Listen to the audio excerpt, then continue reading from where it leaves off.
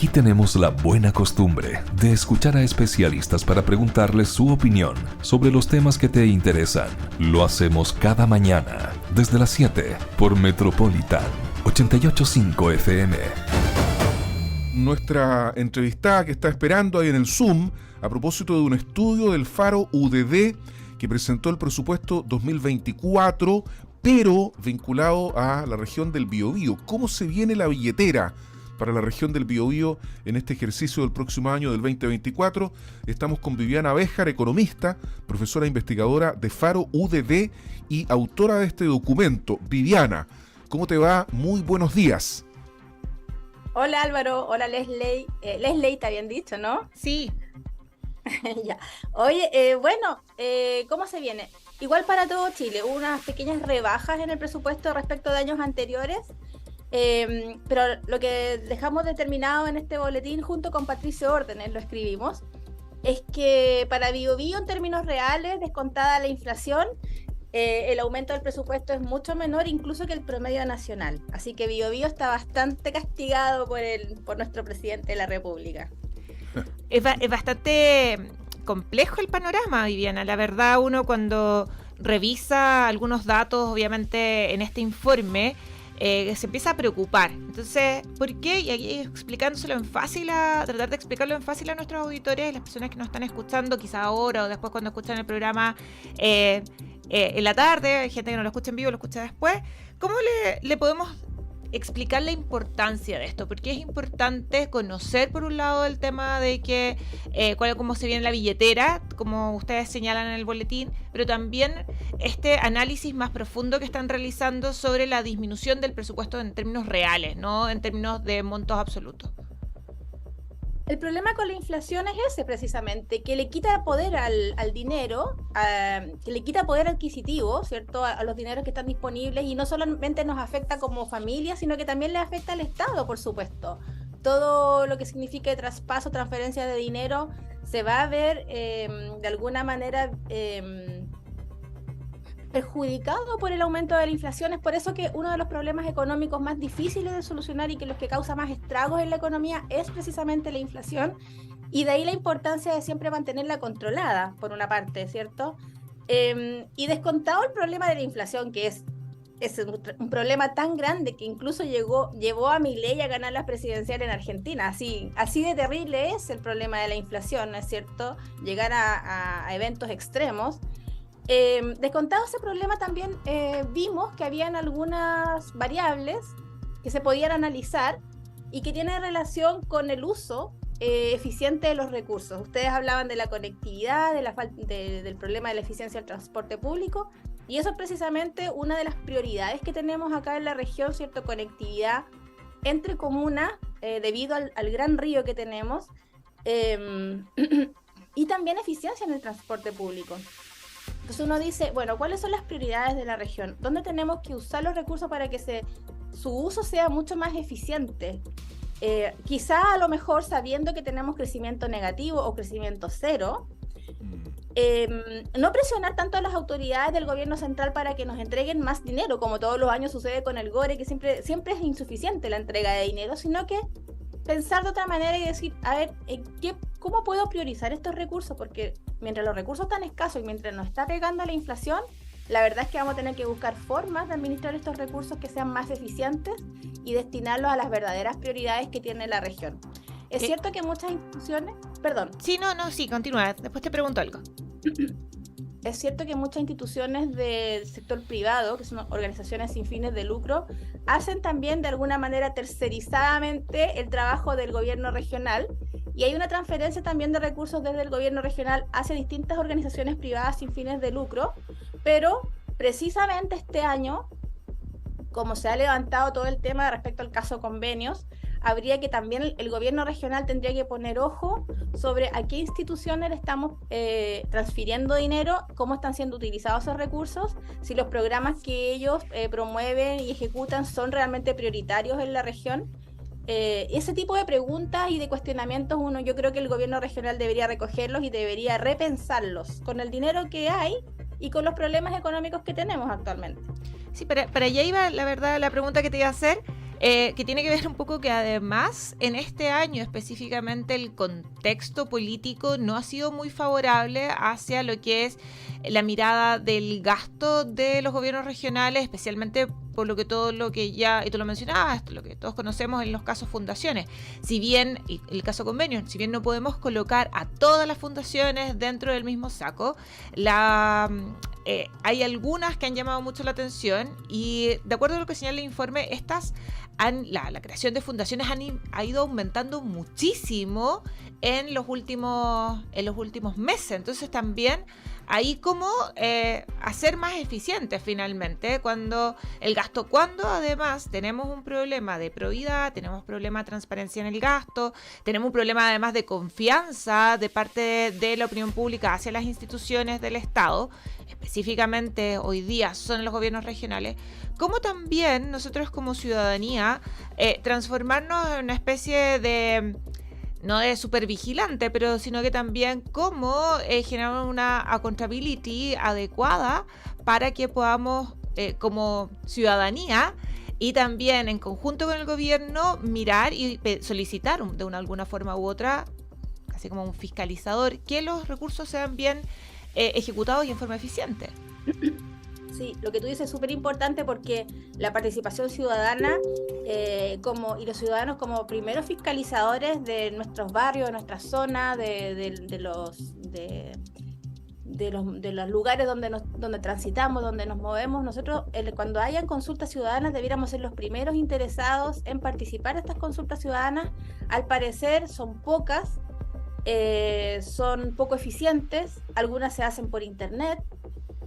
No todas las personas saben cómo y dónde participar, no hay suficiente difusión de estos mecanismos de participación ciudadana y ahí es un punto súper importante porque al final el uso de los recursos le afecta directamente a nosotros, a los ciudadanos, a los que usamos el transporte público, a los que se mueven por distintas comunas para salir a trabajar, ¿no es cierto? Hay personas que se mueven, no sé, desde Chiguayante hasta Talcahuano, imagínate, ese es un tremendo tramo que hay que recorrer. Sí.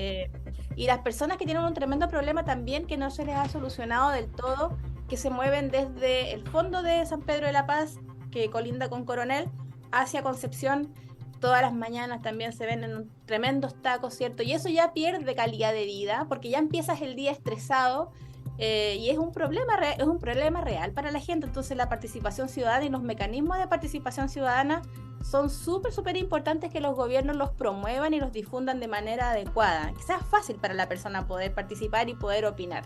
Y bueno, y en segundo lugar, que después se recojan esos datos y se haga algo al respecto, que no quede solo en la consulta o en la participación del ciudadano, sino que además se recojan los datos y se haga algo, ¿cierto? Porque nosotros lo que estamos esperando a los políticos es que hagan algo con el dinero. Haga algo sobre Bachelet. Oye, estamos hablando con Viviana Béjar, economista, profesora investigadora del Faro UDD y autora del documento. Se aprobaron 119.000 millones de pesos para la región del Biobío. Por ejemplo, para poner más o menos en contexto qué significa esta cantidad de plata, la reposición del puente Perales, que hay 3 años esperando desde que pasó el camión y casi lo bota, cuesta 6.000 millones de pesos.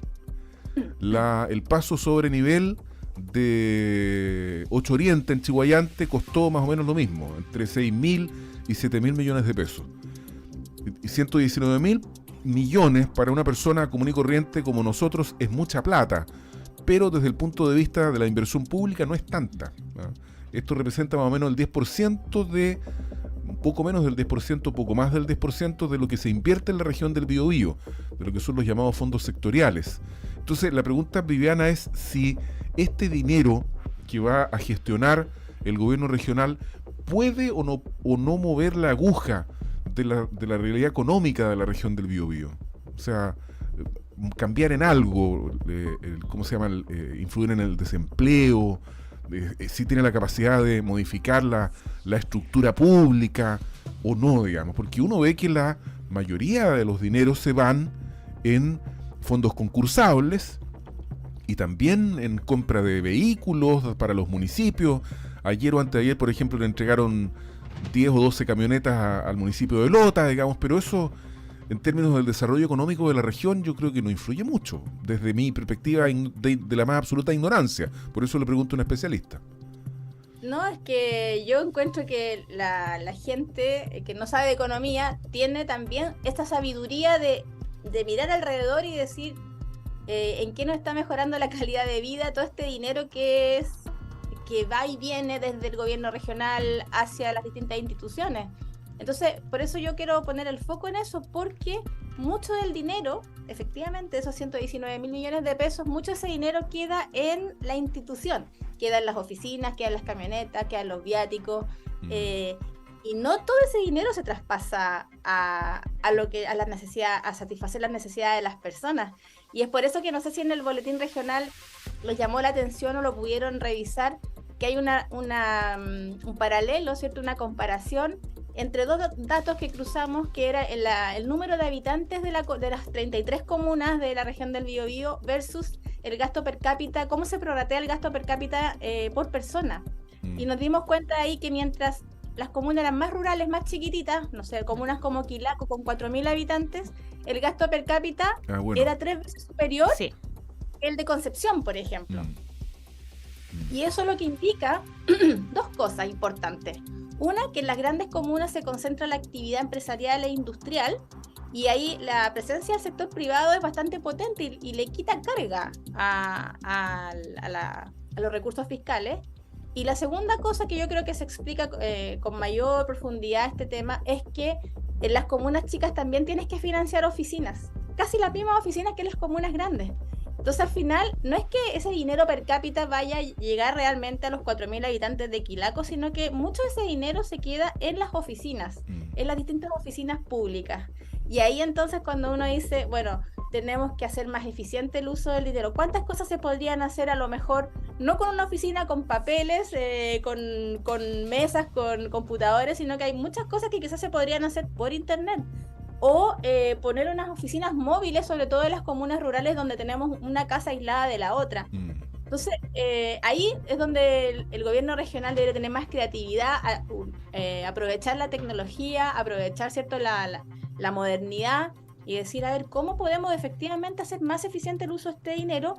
Porque no sacamos nada con pedir más y más dinero, si sabemos que Chile está pasando por un problema económico más o menos serio. Por lo menos el otro año vamos a seguir en esta misma situación. Pero fíjate que aquí un auditor pone un punto, dice, la definición del Fondo Nacional de Desarrollo Regional es que es un fondo de desconcentración territorial, es decir, se invierte más donde llega menos inversión pública. Entonces, es un punto respecto del foco que nosotros estamos poniéndole a la discusión, Viviana, no sé si estás de acuerdo.